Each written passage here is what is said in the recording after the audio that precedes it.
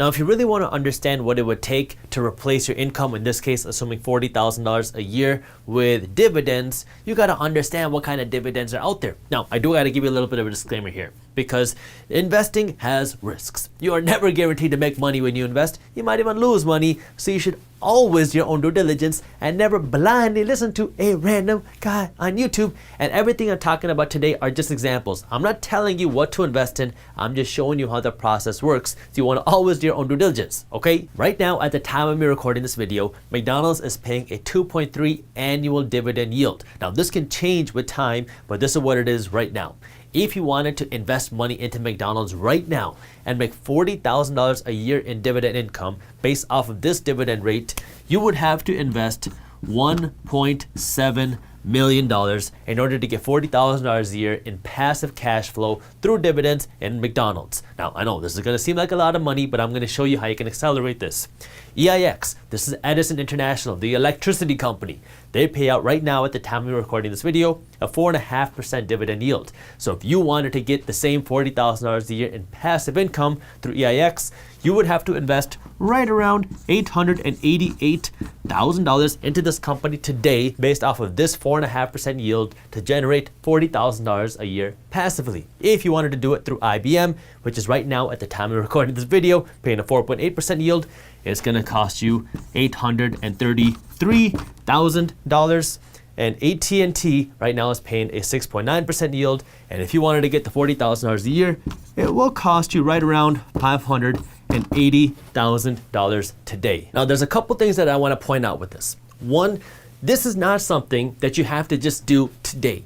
If you want to build this cash flow, this dividend income, it's going to take time. And the way you want to do this is by every single month, every time you get paid, you want to put some money towards your investments. And the best way to do that is automatically. That way you don't accidentally forget to do it.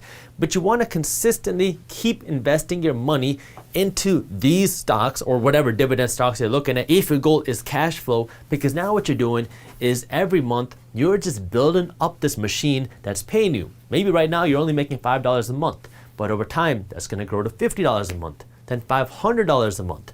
And so you got to understand that this dividend cash flow isn't something that just happens overnight. It's something that takes time. It's something you got to build up. So you got to get into the habit of understanding that every time you get paid, some of this money has got to go into your cash flow producing machine, your dividend stocks that are going to pay you with income. The second thing that I need you to understand is the risk. Because let's just say, for the sake of this example, that you look here at AT&T and you say, AT&T is paying the highest dividend, so I'm going to invest my money only into that company. And so now for the next 10 years, you keep investing some money into AT&T, but then AT&T goes bankrupt. If that happens, now all of this money that you put into it would disappear because this company just went down the drain. And now this wasn't your fault. It was the executives at AT&T that ran the company into the ground because you were just hoping to build this money printing machine.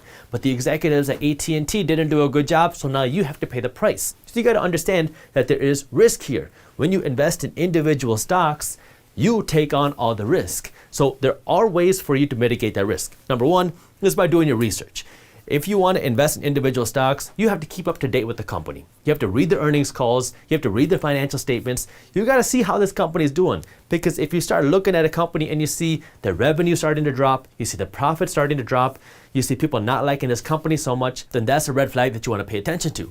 But if you don't want to really do all the work, then you shouldn't be investing in individual companies, individual stocks. Then what you want to be doing is investing in funds that give you exposure to dividend paying stocks, because there's something called ETFs, which stands for exchange traded funds, which give you exposure to a whole basket of stocks. If you enjoyed this short clip from my longer videos, here's another clip that I think you'll love. And while you're at it, if you're interested in learning more about how to start generating passive income, our team put together an amazing guide on how to start generating passive income for free. All you got to do is click that button right over there. Thank you for watching, and as always, keep hustling.